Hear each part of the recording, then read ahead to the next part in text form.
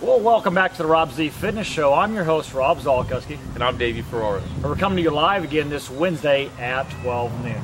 Well, David, we've talked a lot about nutrition in some of the previous shows, but we haven't really talked about breaking down a food label and kind of what everything represents on that label. So today we want to spend a few minutes and try to educate you a little bit more about what a food label is and how that breakdown actually happens here.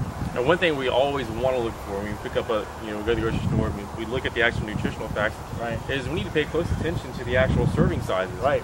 We can look at a can of tuna, and you might think, yeah, it's a small can of tuna, but there's 25 grams of protein per serving. But when you actually break it down, there's actually 2.5 grams of serving. So if you ate the whole can, which is not much, right, you're actually eating 60-something grams of protein right there. Because we had two and a half serving sizes that are on there. But sometimes even more non-revealing is actually when you go out to a restaurant and you go out and, I like to pick on this steak restaurant a lot, and my kids, they every once in a while they get this macaroni and cheese, and it comes out in a pretty big bowl loaded with macaroni and cheese. But if I was willing to bet a serving size is not the actual bowl, it probably represents about 3 to 4 times their servings that are actually in that bowl. So they load it up. That's why our kids are jumping around in the booths there. We can't slow them down. A lot of carbs, a lot of fat, but really they're eating about 3 to 4 servings. So we really got to be paying attention to those serving sizes. Now, if you look on those ingredients, there's always a list of ingredients. They list them from maybe top to bottom there, but usually, David, the top 3 or 4 ingredients are the ingredients that are in quantity size, the volume size. Exactly. So really the first 3 or 4, if you look, the predominant amount of ingredients in that package is showing right up there in that food label.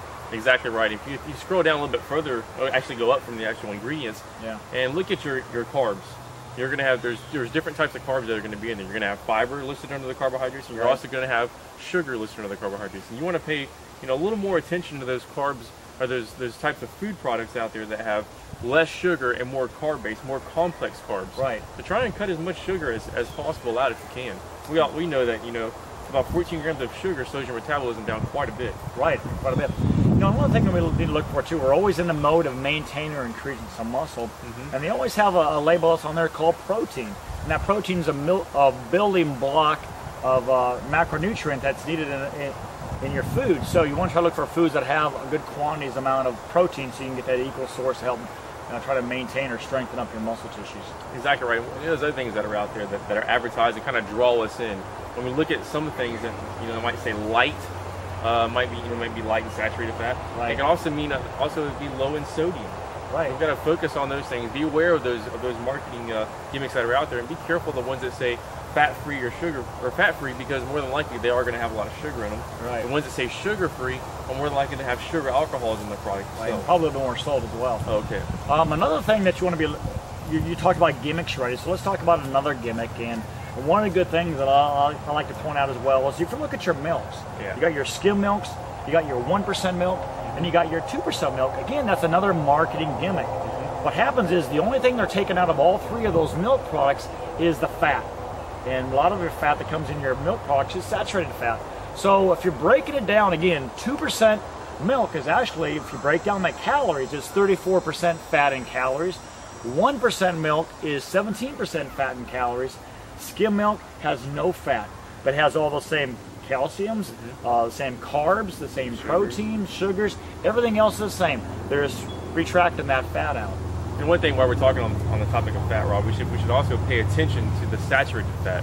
We should try and cut our saturated fat as much as possible down. And saturated fat, it's solid at room temperature. So even if you look at a steak, for instance, and you see that white, it's solid, therefore it's saturated fat. And it's hard for our bodies to break that down into any other type of a nutrient.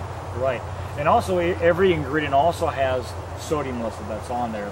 The RDA says that you should have no more than 2,400 milligrams of salt that's listed on there. Look at the back of the package, read the sodium, and you really will probably want to have anything less than 500 of sodium milligrams, hopefully none at all. Of course, salt helps increase your blood pressure as well, so we really want to try to stay away from that sodium. We also want to focus on our fiber. Fibers, absolutely, especially for women. The women should have at least, this is on the minimal side, is 25 grams of fiber a day, and men should have at least 35 grams of fiber. And I guess if you looked at the average American population, I guarantee you they're not getting their daily fiber intake on a daily basis. Not at all. So we got to focus on that more fiber instead of the sugary products. Right.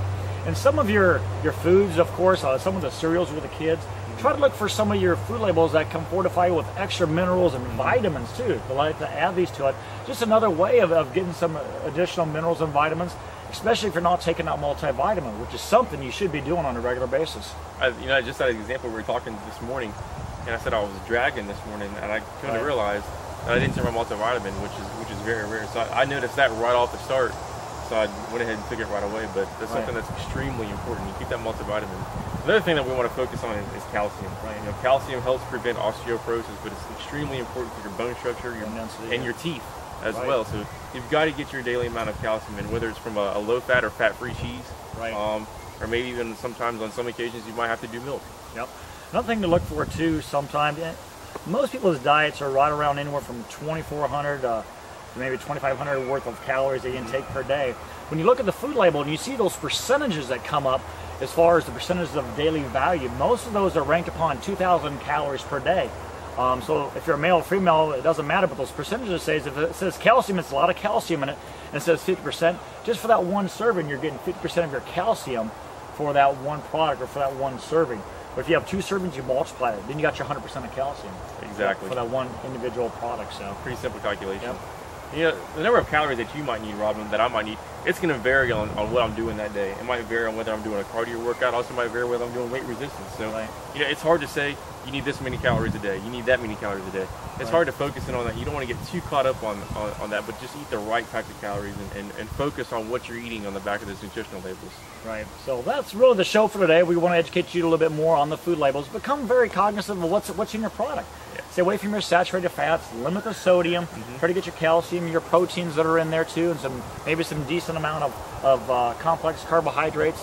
And there you go. Be very aware of the serving size as well. One thing, you can probably do this on a daily basis. It might shock you if you went to the grocery store or took everything you've eaten that day and calculated it all up, add all your serving size up, add how many grams of fat, protein, carbs, all your sodium, your sugar, add all that up, and it might shock you to realize exactly what you're putting into your body. And also another thing to be aware of too, I mean, this is something we've talked about as well, being cognizant, walk around the store, who's putting what in the grocery cart. You know, the people that are probably more out of shape, they're not doing any type of weight training or cardio, whatever, they really don't care what's in those products. They're not reading it. No, they're not reading it. They're throwing anything in the grocery cart. It tastes good. Yeah, but the people that are really focused on their nutrition and their workouts, more times than not, they know what's on the back of that food label. If not, they're reading it. So spend a little bit of extra time, find out what is on your food label for that product. Well, that's today's show. We're very excited that you came back to watch another episode of the RobZFitness show. If you have any questions about nutrition or even exercising, please consult one of us professionals at Rob's The telephone number is 813-571-3700, or drop an email at rob@robzfitness.com. So anyway, that's today's show, Davey. Till next time, we'll see you next Wednesday.